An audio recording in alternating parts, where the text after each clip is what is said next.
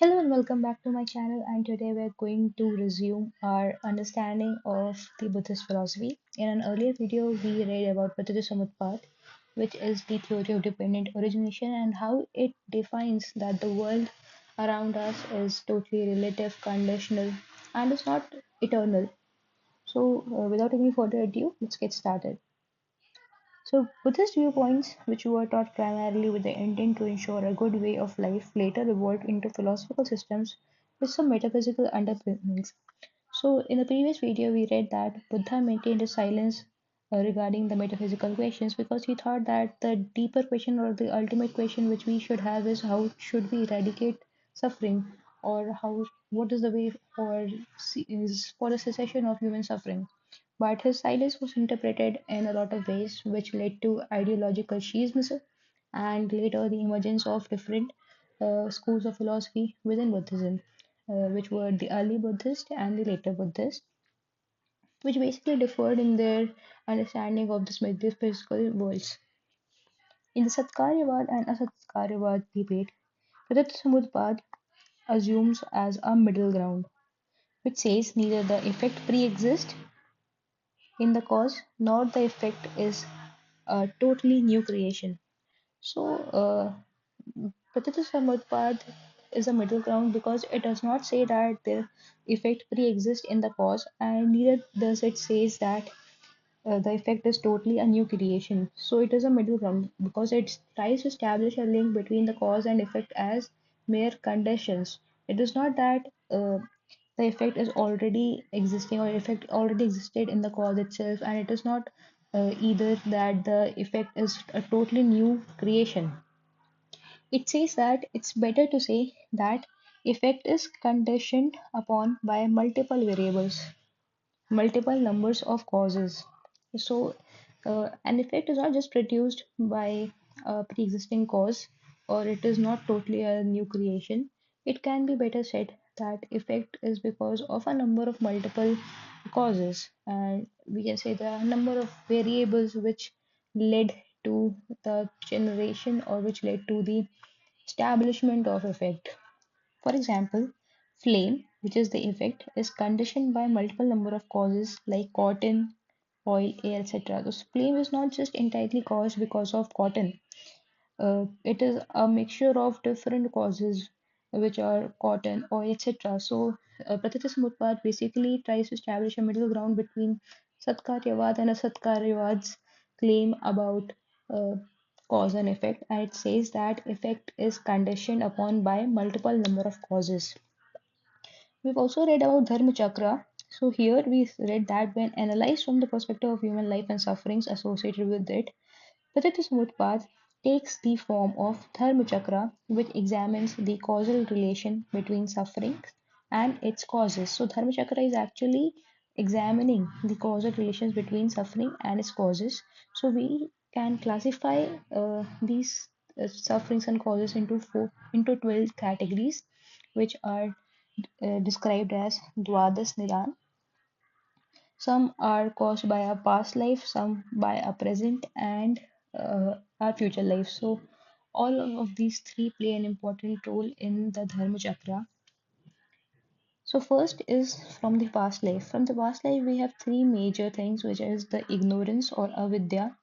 The next is the impression of karma or sanskar, which are also said to be the mental formations. These are the causes. So these are the causes because of which we are dealing with pain. These are the causes because of which we are into the cycle of karma, birth and rebirth, everything. So first one is the ignorance or avidya, second is the mental formations from a past life, and the third is the initial consciousness of the embryo. So these are all in a step by step format because first we accumulate ignorance in a past life. Because of ignorance, mental formations or the impressions of our past karmas take place. This led to mental formations.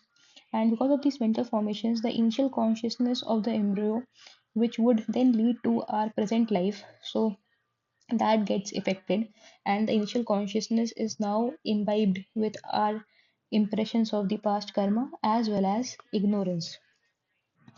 So these are the effects, or you can say these are the causes of our past lives, which uh, like turn out to be the effects for our present suffering. The next is the present life. So the present life now contains the psychophysical organism, the namru, which is the mind and matter of the living being. Then we have the six organs of knowledge, which is the sadayatana, which are can be said to be the six senses. So these are then connected to the sense object contact, sparsh, and after that we get the sense experience tinged with pleasure, vedana, which are our feelings. Then with these feelings, we develop the thirst to enjoy worldly objects, trishna, or the desires.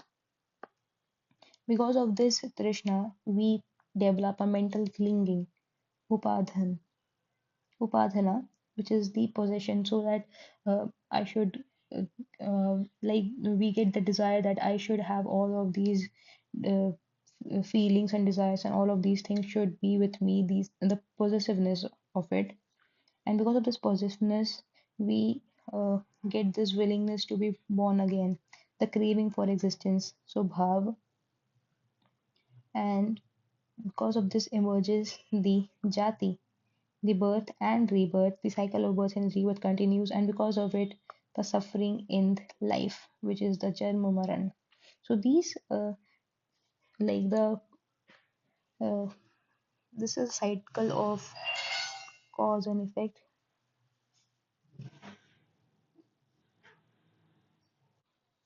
The things done in the past life become the cause for the effects which are seen in the present life. Then the things done in the present life become the cause for the things which we would get in the future life. So these are all interconnected, and thus the Dharmachakra or the Dwadas Nisan, and there is this perpetual unending loop. So to sum up, we can say that because of our past life, we develop ignorance or avidya, and because of this ignorance, we try to accumulate the impressions of karma, which lead to mental formations. These mental formations then lead to the initial consciousness of the embryo. The consciousness of the embryo then develops into the mind and matter, which then lead to the six senses, which later lead to the sense object contact. And because of this arise feelings, then desires, then possessiveness, and then the craving for existence, which then leads to the cycle of rebirth and death, and later to suffering. So this is a whole new cycle, and then this continues. So this is the Dharma Chakra or the Dwadas Nidana. Next comes is the Kshanikavada or the theory of momentariness. As a corollary, as a corollary to the above thoughts, the theory of momentariness, Kshanikavada, did originate. All things Buddha repeatedly teaches are subject to change and decay. So Buddha has been repeatedly teaching us that everything is subject to change and decay. Nothing is permanent. Everything will eventually change. As everything originates from some conditions, it disappears when conditions ceases to be. So you could see that something exists right now because the conditions favorable for its existence are now working or are now at work. But whenever these conditions cease to work, then the thing which appears right now would cease to exist. So the thing is there just because the conditions favorable for its existence are still there. Once the conditions perish, the thing will also perish. As everything originates from some conditions, it disappears when conditions ceases to be. Thus, every entity exists in a conditional manner. Also, Buddha taught that our states of consciousness exist only for a partless moment. So he also said that our consciousness is also subject to the momentariness or subject to change. Later, the followers of Buddha applied the concept of momentariness of consciousness to things in the world as well. Thus, the idea of impermanence got transferred into the idea of tolerance. Sorry, the idea of impermanence got transferred into the idea of momentariness. So basically, what Buddha taught was that everything is just conditional in nature, and everything exists for the time the conditions favorable to it exist. It will perish once the conditions cease to be. So he was basically trying to establish that the impermanence of things, but later this impermanence got transformed into the idea of momentariness. For people try to associate it with the things of this world and try to associate the consciousness, the concept of momentariness of consciousness to the things in this world as well. It can be said that Buddha taught the concept of momentary nature of self so that people won't involve in the fruitless metaphysical discussions about immortal soul. He taught the concept of Anityavad to make people realize about the transitory nature of things which ultimately act as a source of pain. So he just wanted people to realize that everything has a transitory nature, and things will ultimately cease to exist. And if we don't recognize it right now, this would lead us to the uh, suffering, this would lead us to pain, and not recognizing things as transitory is the only reason for our pain. But the emphasis on momentariness of everything in this world turned out to be a metaphysical theory to some extent. So, this emphasis on momentariness of something is in this world. Momentariness of everything in this world turned out to be metaphysical theory to some extent. For example, the Henian doctrine of momentariness, also known as Kshanbhangavad, says that both mind and material things exist only for a partless moment. So the Henian doctrine of momentariness, also known as Kshanbhangavad, it says that both mind and material things exist only for a partless moment. They believe matter is nothing but an aggregate of momentary atoms. The denial of an eternal substance, spiritual as well as material, is called Pudgal Nairatmyavada. So they just denied the existence of an eternal substance, and they said that matter was a culmination or an aggregate of momentary atoms. The Buddhists support the theory of momentariness by the concept of Artha Kriya Karitva, the theory of causal efficiency. They maintain that the criterion for existence, satta, is its capacity to produce some effect. So, according to the Buddhist concept of Arthakriya Kritva, which is the theory of causal efficiency, what they try to establish is that the criterion for existence, for something to actually exist, it should have the capacity to produce some effect. So, if something is existing, it has the capacity to produce some effect out of it. Only a non-existent thing like hare's horn or sky flower cannot produce an effect because it is totally non-existent, right? So it cannot produce an effect. What they try to lay emphasis on is that if something truly exists, then it should have the capability or the capacity to produce an effect on itself. And if something is totally non-existent, then it cannot produce an effect. So the production of effect is said to be as the criterion for the existence of something. If a thing has the capacity to produce an effect, it must change, and hence change is the stuff of reality. So, also, if the criterion for existence is the capacity to produce an effect, and if something is producing an effect, it must be changing, and hence the change is the stuff of reality. So, change is the true nature of reality. There is neither being nor being, but only becoming. So there is not something which exists right now or something which has no existence. It is just that things are becoming, they are taking different forms, different shapes because of their capacity to produce and effect, because of their capacity to exist, because of their capacity to produce an effect. So these are all interrelated. Life is a series of manifestations of becoming, and everything is merely a link in a chain, a spoke on a wheel, a transitory phase in a series. So, according to the Buddhist theory of Artha Kriya Karitva, or the theory of causal efficiency, things exist because they have the capacity to produce an effect out of them, and if they have the capacity to produce an effect, then they might be changing. Since they are changing, so they have the stuff of reality, which is a change. So they consider change as the stuff of reality.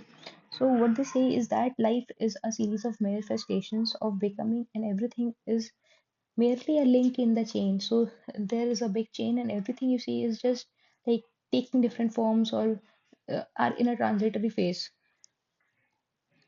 Buddhists illustrate the theory of momentariness using two classical similes: stream of the water and flame of the lamp.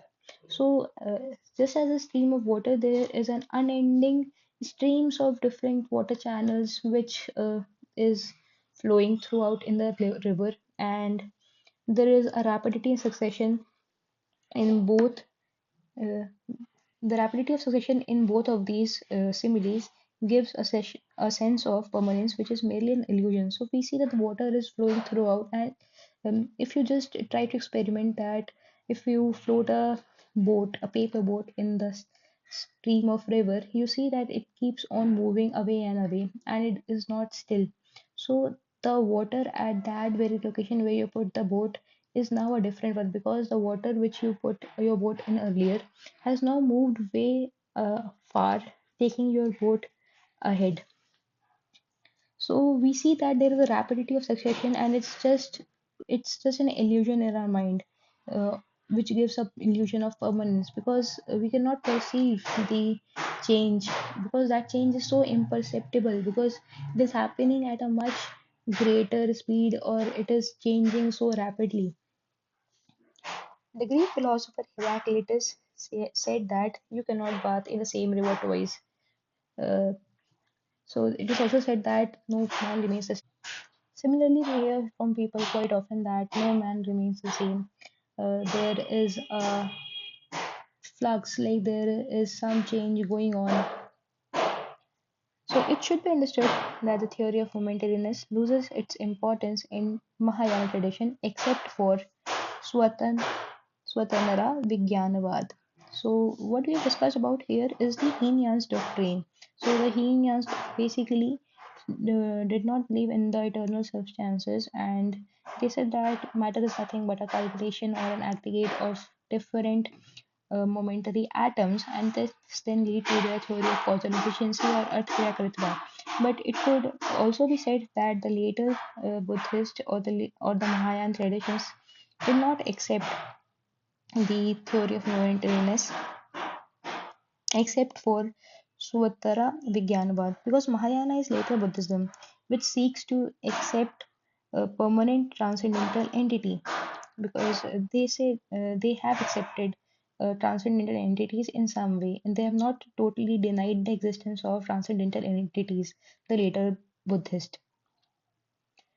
Moving on to Nairatmyavad, the theory of non existence of soul.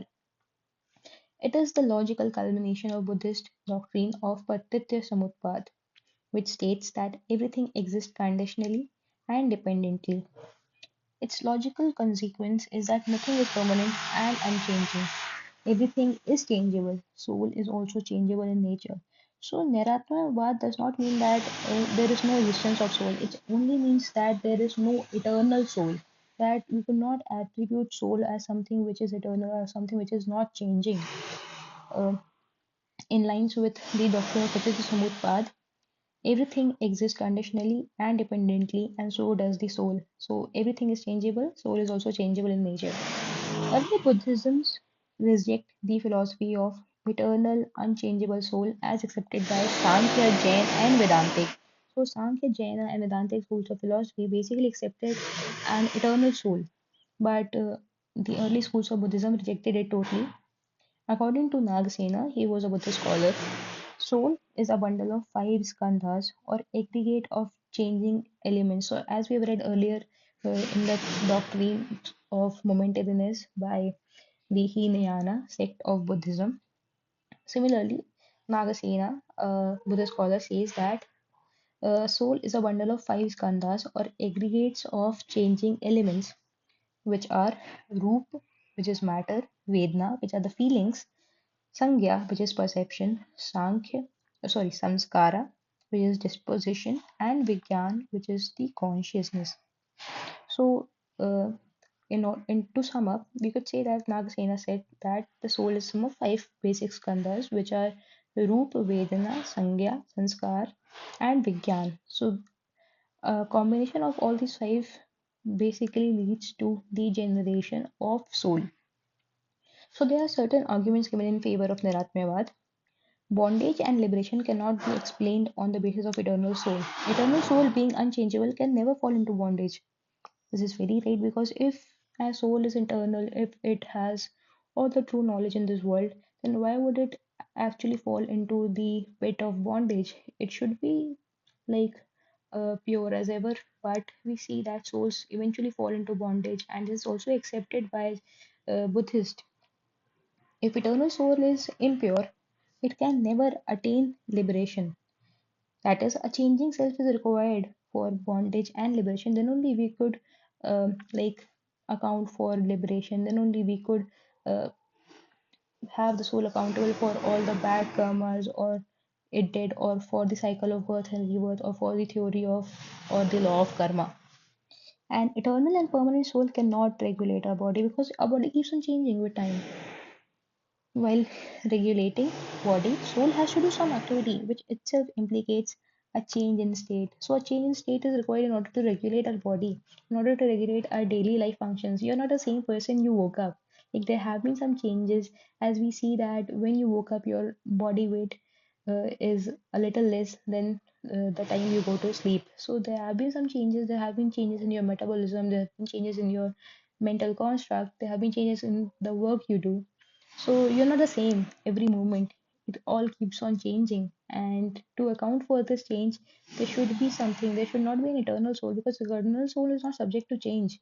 Since we are facing these changes, there should be a soul which actually accounts for all the change and all the different change in states. If soul is unchangeable, it will neither perform good nor bad deeds. It would be pure as ever. Thus, explanation of law of karma becomes difficult. So, the law of karma is basically a moral implication on the souls that did good or bad karma because it is because of karmas our lives are decided, as they said. An eternal and permanent soul can never take rebirth, as rebirth itself represents a change in the state of soul. So, these are the arguments which are given in favor of Nairatmyavad theory, which is basically describing that there is no eternal soul. So with this, we have come to an end to this video. We'll see you guys in another one where we dive deeper into other aspects of the Buddhist philosophy. But till then, see ya. Bye.